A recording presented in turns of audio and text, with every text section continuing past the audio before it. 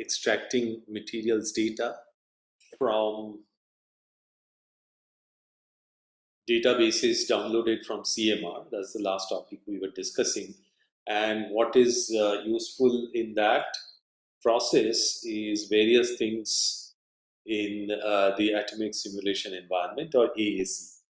So what I said is that for our purposes in this course, the most important things will be a few modules, and we sort of got familiar with the atoms and the DB modules last time.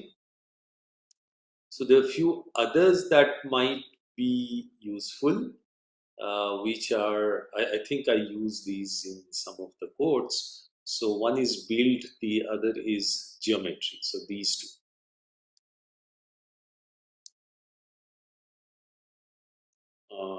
Let us see if we can get those and understand a bit about those. So here is the atoms we saw. So what I was trying to say was that build and geometry.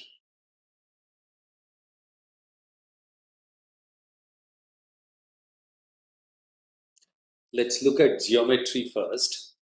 So once you have given, or you have an atoms object, I told you what an atoms object is. It's a collection of atoms. You can specify the types of atoms, then their positions. If you have a periodic system, a solid, then the lattice constants, and there are various ways you can specify those. And with this geometry tool, there are several other things that you can do. We will not look at all of these. We will not need all of these in what I'll please discuss. But just to tell you that there is this page you can go to, and if you're doing something which requires one of these features, you can use those. All right. So AC geometry is a class. There are several tools in that. At some point, if you are doing a DFT calculation, a band structure calculation using the AC environment, you might find the band path useful. But what we will find useful, and we will use it, let me see where it is.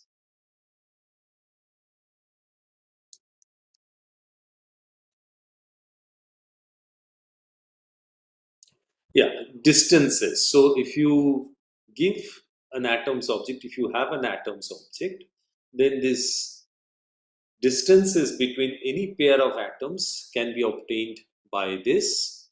And you also have things like get angles or get distances, get dihedrals, get derivatives. So you can get all of these information about an atoms object once you have it. So derivatives may, for example, be useful in doing dynamics or relaxation calculations. Similarly, distances. So here is the one I was talking about. Get distances.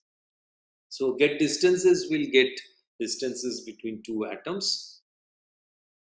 And if you do not say P1, P2, etc., all paired distances will be obtained. And these paired distances we will see, and you may recall that we would need these distances if you are trying to construct, say, the Coulomb matrix for a molecule, or the sign matrix for a periodic solid.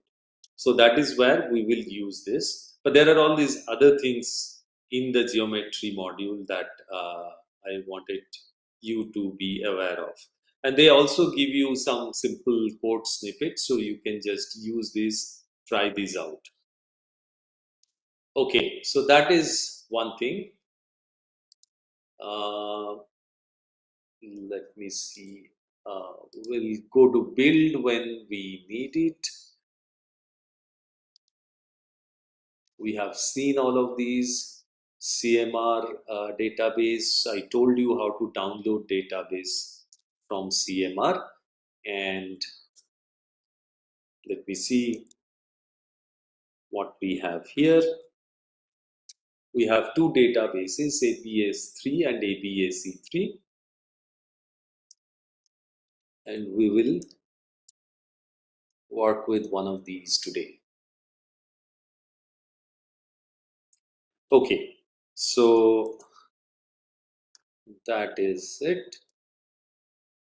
So there is. I told you I'll show you some other databases. Maybe we'll get to that in the next lecture. Nothing terribly new, but each database has its own sort of way you have to download the data, or how they are organized and how you can extract data from there. What I have not shown you yet is, of course, once you have downloaded the JSON files from, say, materials project for a collection of materials according to some criteria which I showed you how to set in your Python script.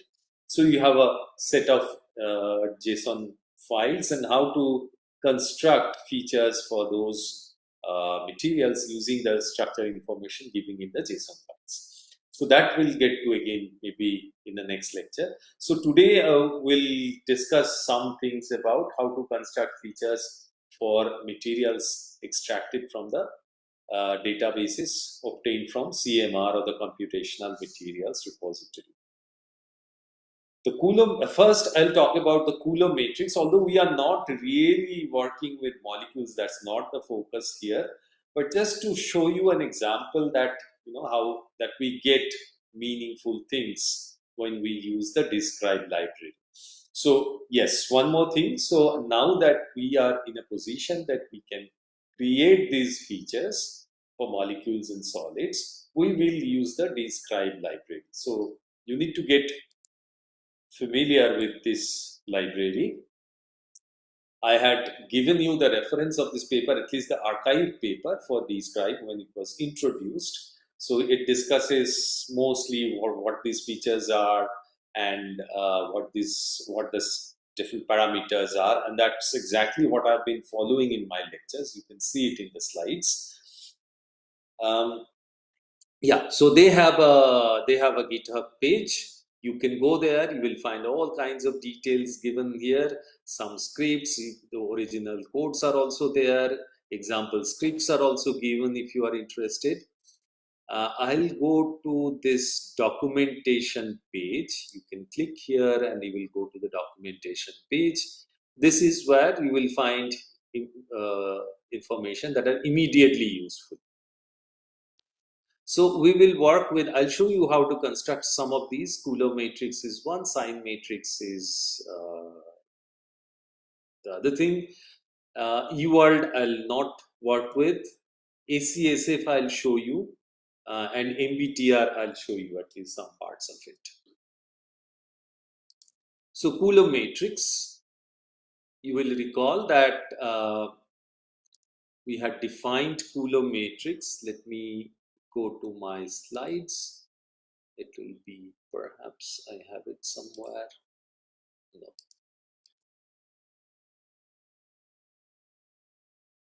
So let me get here. So this is the Coulomb matrix. So it's basically a matrix whose diagonal matrix elements are the atomic number times 2.4 times 0.5 for the constituent atoms, and the ijth element is simply the Coulomb interaction between the ith and the jth nuclei. That's all. So if you have a molecule with n atoms, you will have an n by n matrix. Now, when you want to create these matrices for a number of molecules, of course, there are ways you have to set the size of all these equal, but that's not something what I'll get in, because as I said, molecules are not our focus. So I'll just show you, how you can create one, and then I'll compare it with the Coulomb matrix. We can easily calculate by hand. So what is the example we are taking? We are taking this example I had shown you earlier. It's a linear molecule, hydrogen cyanide, HCN. Here the hydrogen carbon distance in that figure is 1.07 angstrom. Carbon nitrogen is 1.17 angstrom, and therefore the hydrogen nitrogen direct distance is 2.24 angstroms. We know the atomic numbers of hydrogen, carbon, nitrogen. So therefore, it's trivial to calculate the matrix elements of the Coulomb matrix. And for this molecule at least, the Coulomb matrix will be a 3 by 3 matrix. So these are the diagonal elements. You can check it for yourself. And the off diagonal elements, of course, it will be a real symmetric matrix. So MCH will be equal to MHC, and that is the product of the atomic numbers divided by the distance, and you have 5.61. Similarly, carbon, nitrogen, nitrogen, carbon matrix element is product of the atomic numbers divided by the distance, and you have 35.89. Similarly, for hydrogen, nitrogen, nitrogen, hydrogen matrix elements. So you trivially calculate these numbers by hand. Now the question is, when you have maybe thousands of such molecules of different sizes and so on, of course we are not going to do this by hand, and their structures are also going to be complicated. So I'll show you.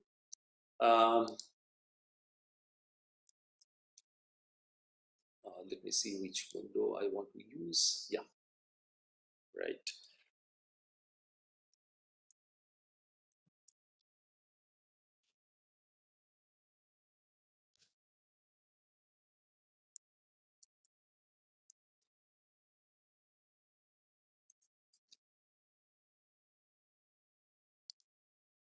Let me know if this window is visible, if you can read it. If not, just alert me, someone. Okay for me, but we'll wait for students maybe. Yeah.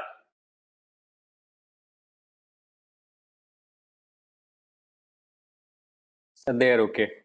Okay, so I'll proceed.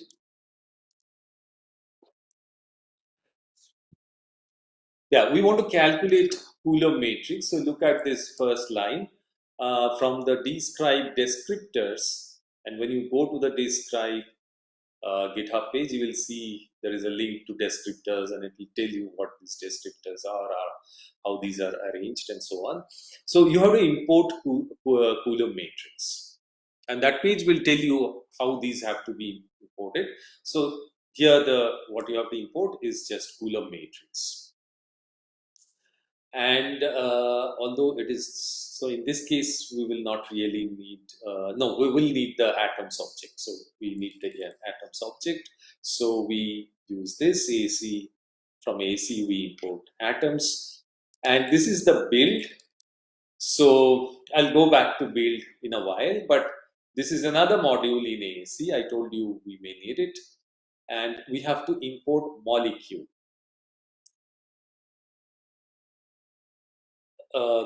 So using this molecule, you can build molecules, or they have a library, or there's some library from which by default it can import some molecules. So if you say, for example, we'll work with say carbon monoxide, it already knows what carbon monoxide is. Or you can define carbon monoxide structure by specifying the atomic positions of the carbon and the oxygen atoms. So that is done with this AC build.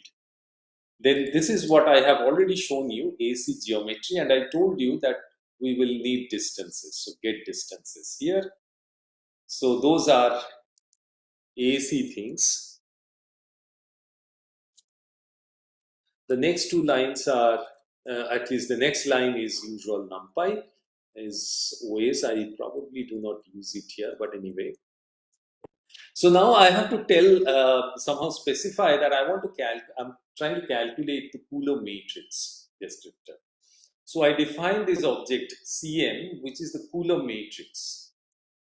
And in atoms max, this is the maximum number of atoms.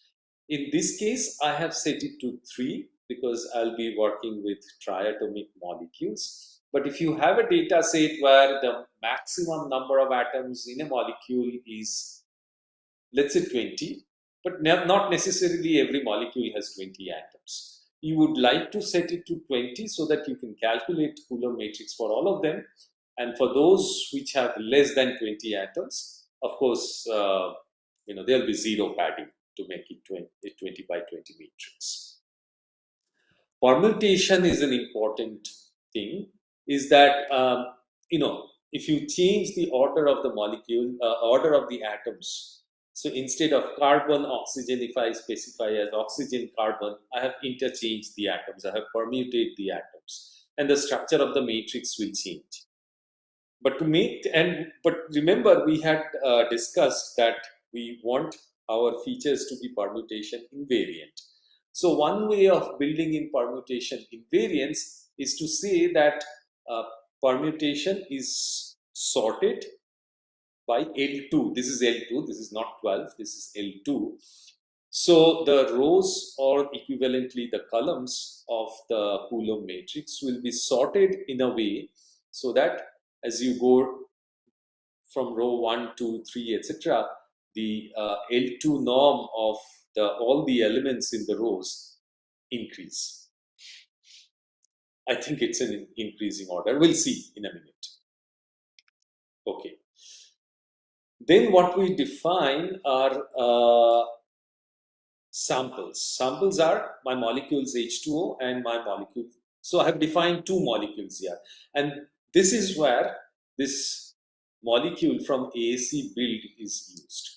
Okay, so when I say molecule H2O, AAC can import the structure of H2O from some library.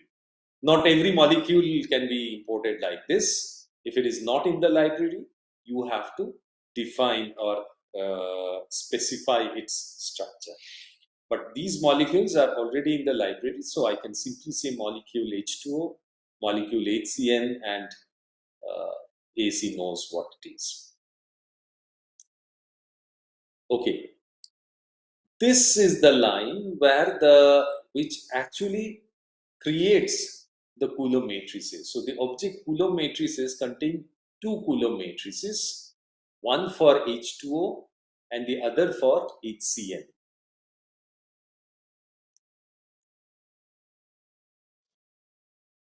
Okay, so now, so I had these samples, and samples had two molecules. So I define my atoms object. So this is the AC atoms object. Samples 1. So molecule H2O is the 0th element of samples. Molecule HCN is the first element of of samples. So when I say atoms is equal to samples 1, atoms is basically the atoms object, molecule HCN. So I am just, just a check. I'm just printing the atomic numbers and positions. This is nothing serious, not doing anything new. I'm talking this line where I just choose to print this out just to check that what I'm thinking is correct, what I'm doing is correct. Okay. Now this is something you should be aware of. Describe creates the Coulomb matrix, but it doesn't create it as a 2 by 2 matrix. It's a flattened object. It's an array that it creates. Okay. So firstly, I'm interested in this case only in the HCN molecule. So that I will select later. So in this, what I do is uh, the current matrix. So I'm looping over I. There's a for loop over I, you can see here. I goes from up to the length of samples. So I have two samples. So it will go 0 and 1. And in each case, current matrix is one of the elements of the Coulomb matrices. So Coulomb matrices contains two Coulomb matrices. Current matrix is one of them depending on I.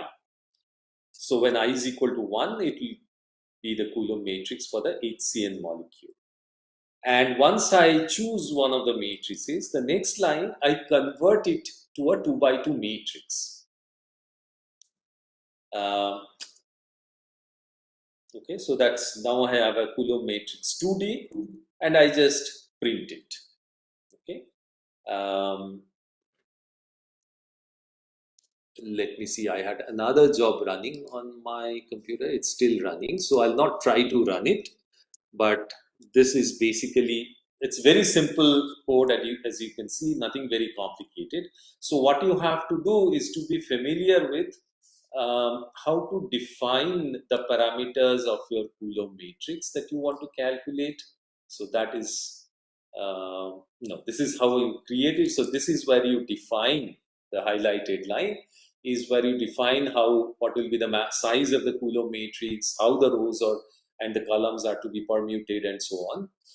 And then you have to define your objects. In this case, we have two molecules. And then you have to specify this line, which actually calculates the Coulomb matrices. And once you have calculated those, then after that, you just manipulate these arrays and print them out as you want. Or in some cases, you may want to use the eigenvalues of the Coulomb matrix and not the full Coulomb matrix. So we'll see that in the context of sign matrix. All right, so I get back to my slides. So what I'll show you now is, let me see if I can make it a bit bigger.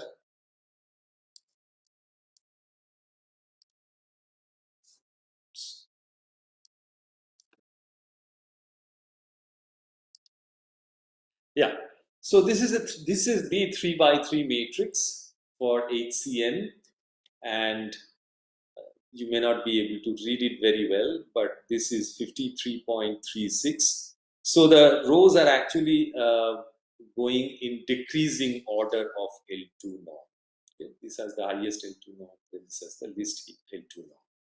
And you can see this corresponds to hydrogen, this corresponds to, I think, carbon, and this corresponds to nitrogen, and other corresponding off diagonal matrix elements, and they match what we had calculated. So 3.12, 5.61. This is slight difference after the points, but otherwise 35 point something. And of course, the off diagonal elements are trivial. So, now you see how describe calculates Coulomb matrix for a molecule.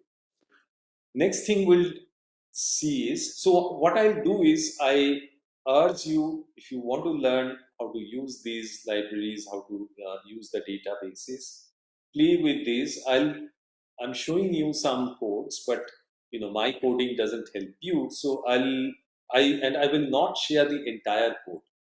What I'll do is I'll share some important parts of it. I'll leave some gaps in between, and I advise you to figure out how to do those steps so that you get finally what you want. And since we were working with Coulomb matrices, I'll show you here on the describe documentation page. Let me make it a bit bigger. So you see, this is in atoms max, the first parameter, then permutation. These are the two things we used. Sigma, etc. So the rest of them are not really relevant unless you are an advanced user and you know what you are doing. So these two I used, the maximum number of atoms and the permutation. Next thing we will see is the sign matrix. Similar thing, except that, as you know, we have discussed this in detail, is that it's the, it captures interactions between pairs of atoms, but for a periodic solid.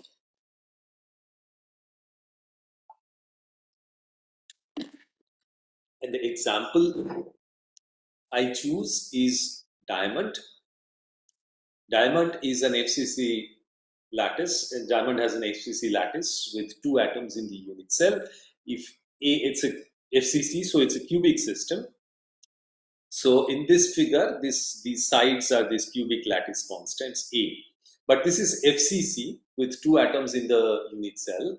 So if you think in terms of the conventional cubic cell, then you will have 8 atoms in the unit cell.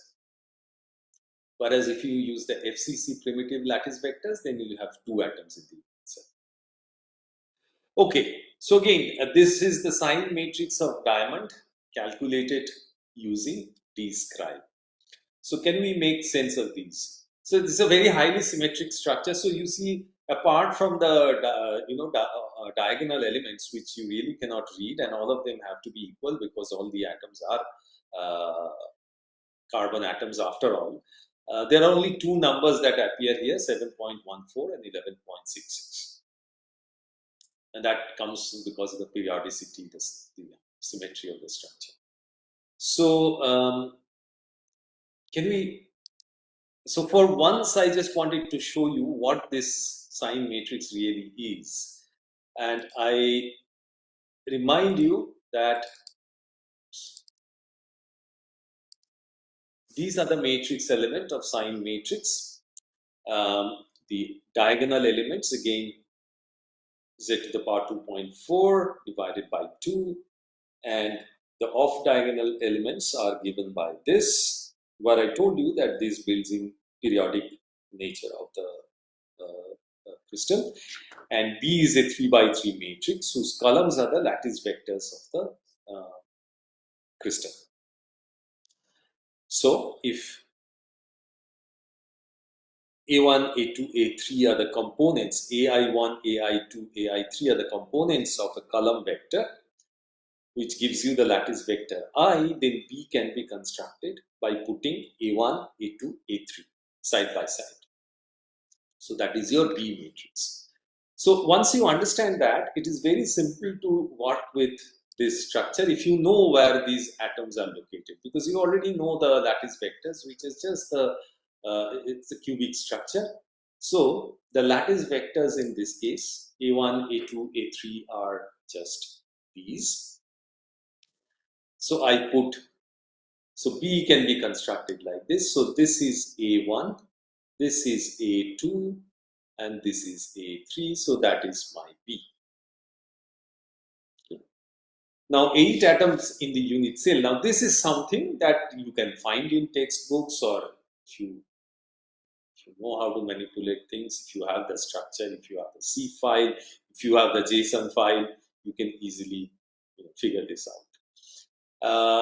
Okay, so the 8 atoms in the unit cell would be located in this, and so these are what you see in the brackets are the fractional coordinates in terms of the cubic lattice constant A. So you don't have to remember all of these right now. Just look at these and you just understand that these positions specify positions of the 8 atoms in the unit cell from Si0 to Si7. Okay, and in order to calculate the sign matrix, I'll go to the next slide. Once again, you need a B inverse also. So you need to have the B inverse. And this is a very simple matrix here. So here B is a very simple, it's just a, it's a diagonal matrix. So its inverse is trivial. It's a diagonal matrix again. So you have B inverse. What else do we need to calculate the sign matrix? We need the distances, right? So again, let us go to that slide and see what exactly we need. So in order to calculate this quantity phi ij, I need the vector Ri minus Rj. So I'll go back to this carbon structure, this diamond structure, and I would just try to calculate this matrix, one matrix element, which is M01, which is equal to M10. So 10, so I need this vector R10, and if you look at these, it'll just turn out to be this, A by 4, A by 4, A by 4, because this is 0, 0, 0. And so the next step, you have to act with B inverse on R10. That's again a trivial matrix multiplication. You have 1/4, 1/4, 1/4, the column vector. All right. So what we have done is we have done B inverse acting on this vector Ri J. Then you have this EK. Okay, for k equal to 1, 2, 3, I told you these are the Cartesian unit vectors. So I go to this slide. So for k equal to 1, we take the unit vector along the x-axis, which is 1, 0, 0. So you take the dot product of these. So eventually you get a scalar, which is, turns out with the factor of pi here, you will get a pi by 4. Fine. So then what is the next step? I have to take the sine squared of that. Okay? Sine squared of this quantity in this bracket here is pi by 4. So sine squared pi by 4 is half. And by symmetry, you will get equal contributions for k equal to 2 and 3. So I have pi by 2, pi by 2, pi by 2. Sorry, 1 half, 1 half, 1 half for all the directions. Then what do I do? Then I have to construct, so basically this is a vector. I have to construct this vector and each component is half. Okay. So, and then I have to act on this vector with the matrix B once again. So that is the next step. So B acting on a vector, each of whose components are half. Again, this is just trivial matrix multiplication, and you get A by 2, 1, 1, 1. And then this is this is just the norm of the vector and L2 norm. And if you, it's again, you don't even need to do the calculation, you can just see it and write it to be root 3 by 2a. So that is it. So that is the denominator, root 3 by 2a. And next thing I have to know is what is a for diamond. Turns out, and this is something you can find in the literature, you can find in textbooks, it's 3.567 angstrom. So you put in these numbers, and since all the atoms are carbon atoms, Z is equal to 6. So 6 times 6 divided by this quantity, you get 11.65. And let's see what we have here. We have 11.66. Similarly, for another set of matrix elements, you will have 7.14. So once you go through this exercise, the reason I asked you to do this, or I took you through this, although it's very difficult to convey the whole thing when I'm showing you on a slide, it is much better if one works it out, but that is not possible in an online class. But the point is, this thing, you should have a feel of what exactly you are doing here, what are each of these terms, what is multiplying what. And once you do it, work it out for a very simple structure, you have a complete understanding. That's my point. And then when, describe, calculate something and gives you, it's not a black box for you. You know what is going on. Okay, so that is it. That's the sign matrix for diamond structure, diamond crystal. You can calculate now for any material that you want. So what is involved? How do we use describe to calculate this? So now I'll close this Coulomb matrix thing and I will show you.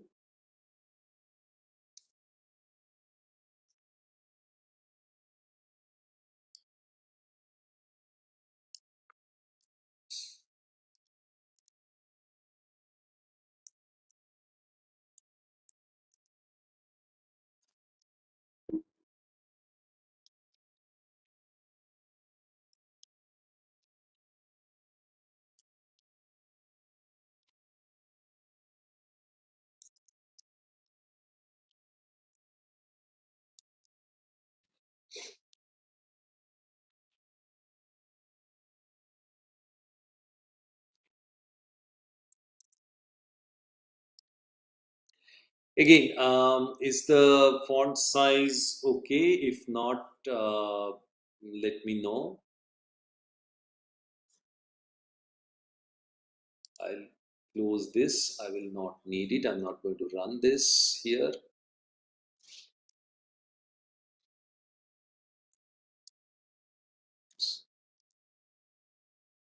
Okay, so what I'm going to show you now is a script which calculates sign matrix for a crystal. You have to import the atoms object.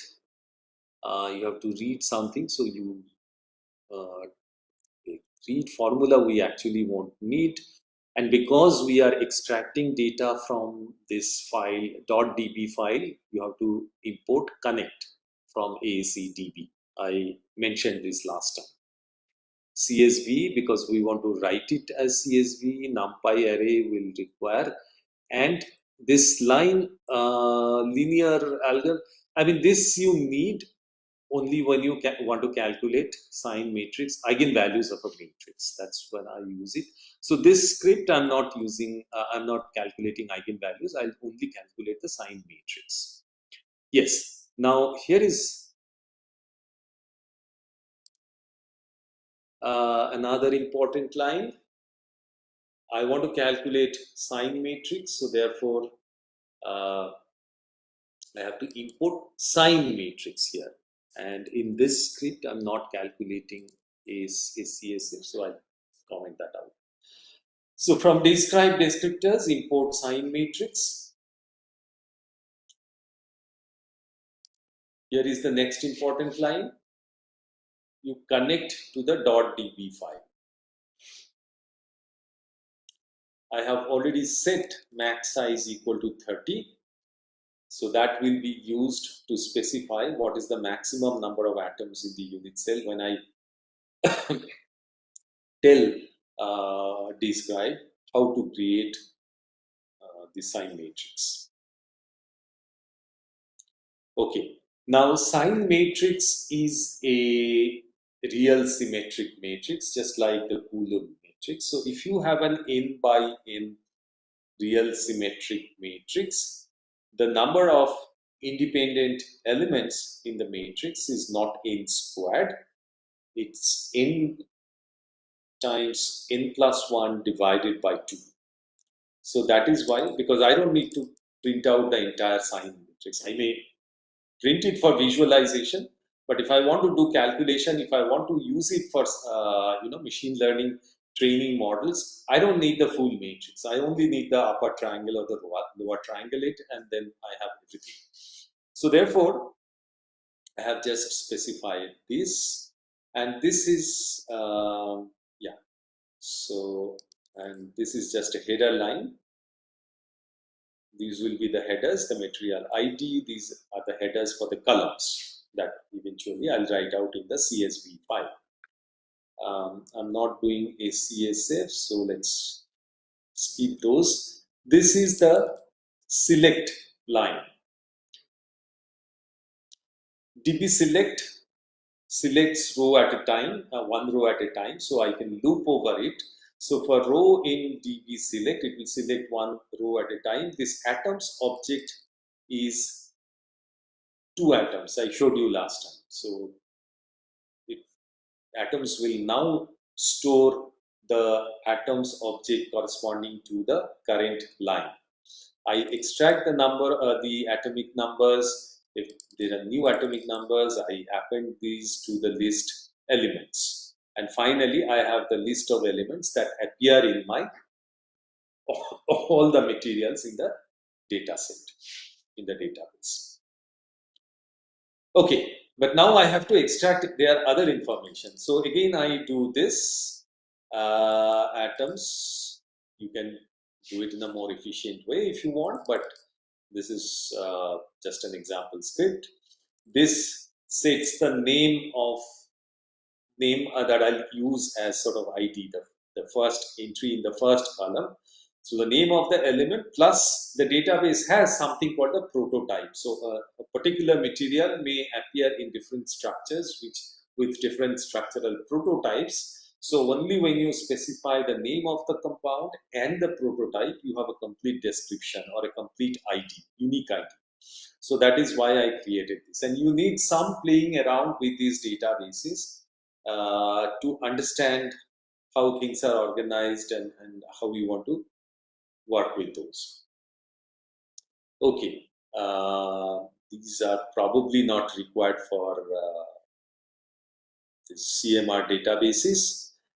And because I have set max size equal to 30 here, so I only work with materials that have less than 30 atoms in the unit cell. So only if the length of this list of atomic numbers is less than max size, then do this. What does it do?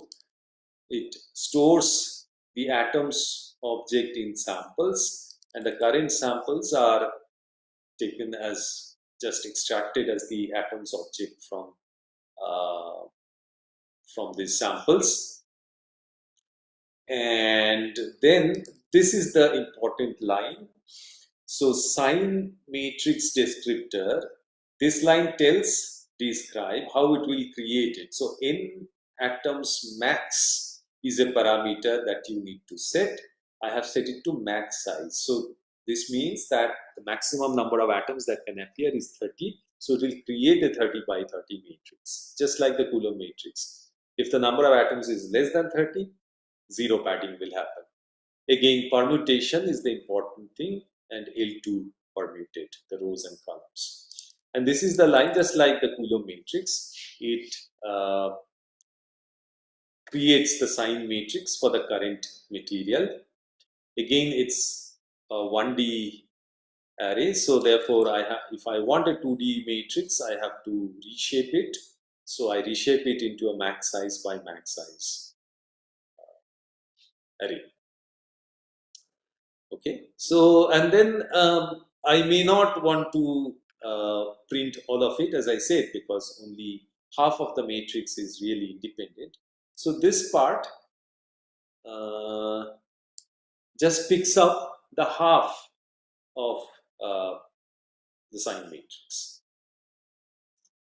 So this NumPy has something called upper triangle, so it picks up indices for the upper triangular part of the matrix, and then SM half is just that. And then these are appended to the rows, and then these are written in this file hform sm dataset ABAC3, because that is the set of compounds I'm working with in CSV format. So this completes your creation and writing of your sign matrix. Okay, sorry.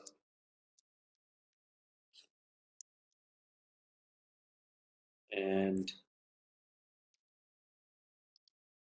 there should be another file. I could have opened it there itself.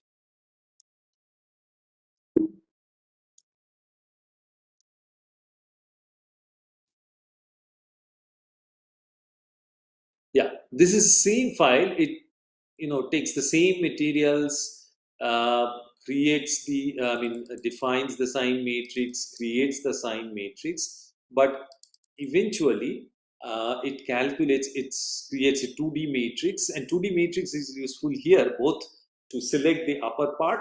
Also, instead of the full sign matrix, if you want to use the sign eigenvalues of the sign matrix as your features. In fact, it is often done that way because it reduces your feature space.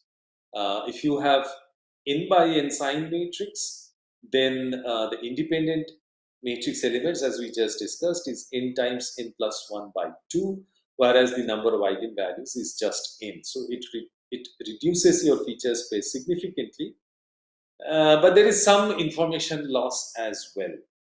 So how well the eigenvalues work as features instead of the complete sign matrix, that is something I leave that as an exercise for you when we do model training for some exercise for some particular property prediction. you may want to test this. In one case, you train your model with the entire sign matrix. In another case, you train your model with just the eigenvalues and see how the performance of the two models differ. So otherwise, it's the same thing, and this is just just writing this out here. So let me see if I have those data sets somewhere. Yeah.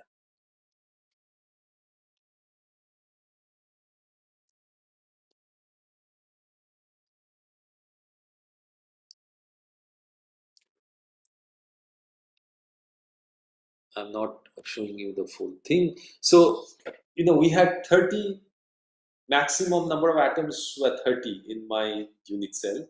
So if you have 30 atoms in the unit cell, the n times n plus 1 by 2 would be 465.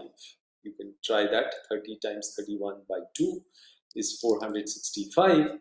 So these are the headers. This line is just the headers. The material ID is in 1, 2, 3. So each one of these will define a column.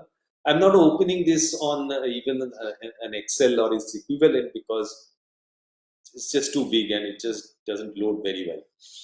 But these are the headers. So first column is material ID, then 465 columns will contain these elements of the sign matrix.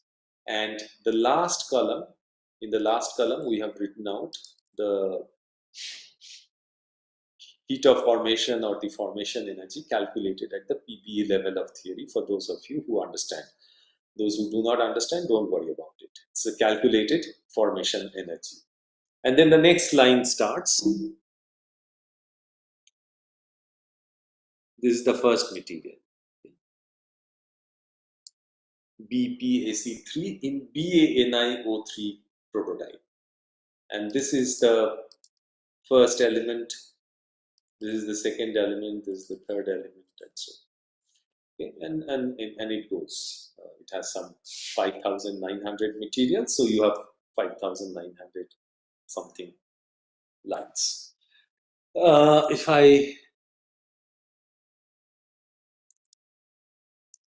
when I created this set with this, probably I can open with Excel.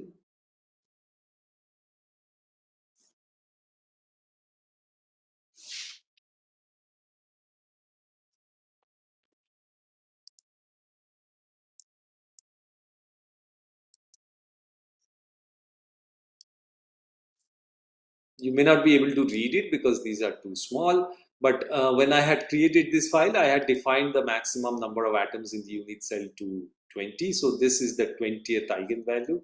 This is the first eigenvalue. These are the material IDs. And no, okay, sorry.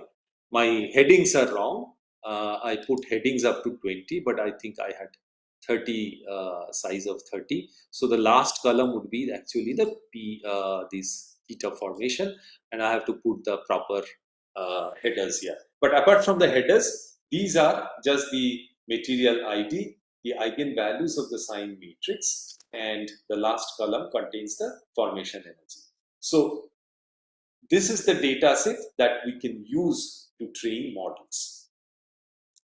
Okay, so last time I had shown you this.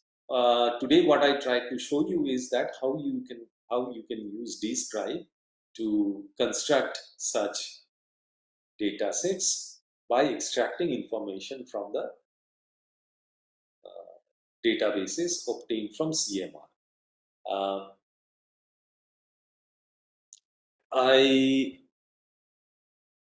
Yeah. So I had shown you how to download data from materials project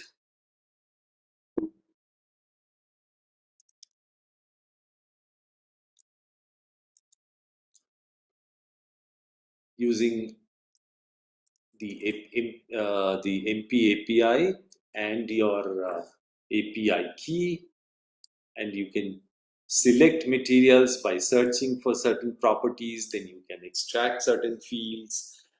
So here also you can extract, for example, formation energy per atom or energy above hull, and try to train models on those quantities. But the question is, in this case, you cannot directly, how do you construct features out of this, out for these materials? So that we will learn once we have downloaded the structures in the form of JSON files, how to read in those JSON files and construct databases from that. That is an exercise that I'll show you next time. And in the meantime, I'll share some parts of the code that I showed you today. So I would recommend that you try to fill in the gaps so that you are comfortable using those. Okay, so I think so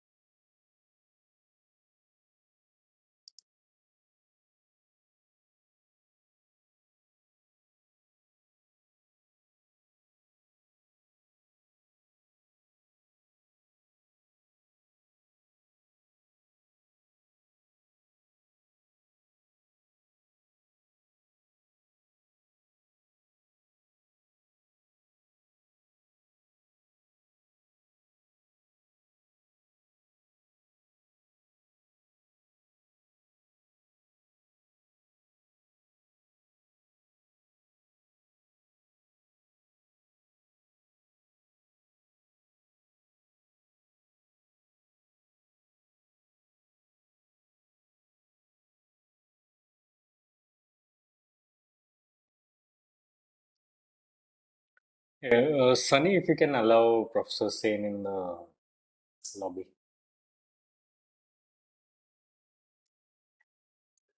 yeah, sorry, I got disconnected. So, yeah, that is all that I wanted to tell you today. If there are questions or something that you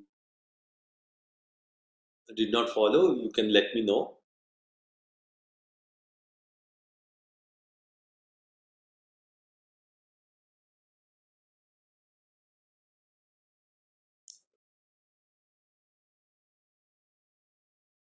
Has anyone tried downloading data from materials project or CMR? Yes, just type in the chat box if you have made an attempt.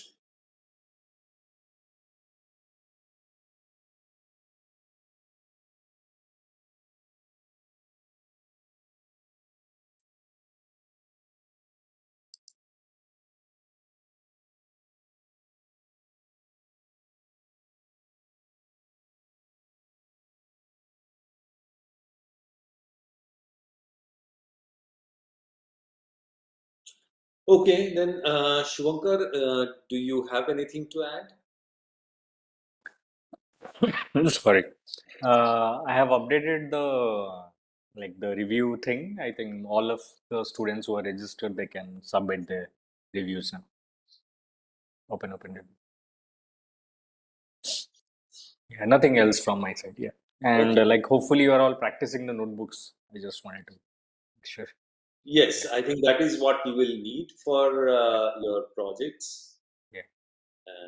So and yeah, some basic things you should try to remember, and the otherwise practicing is what you need.